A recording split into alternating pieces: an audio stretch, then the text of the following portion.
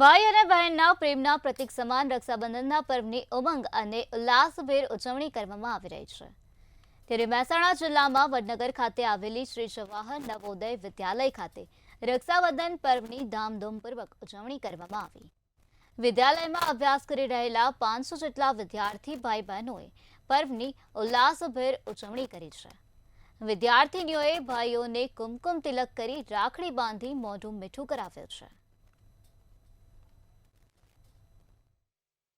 આ પાવન પર્વ ઉપર અમે એકત્રિત થયા છીએ।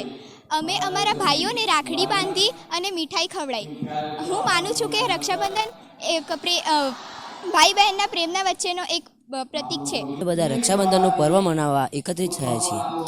આ પર્વ ભાઈ અને બહેન વચ્ચેના અતૂટ પ્રેમનો એક પર્વ છે, જેના અંદર હર્ષ અને ઉલ્લાસ હોય છે।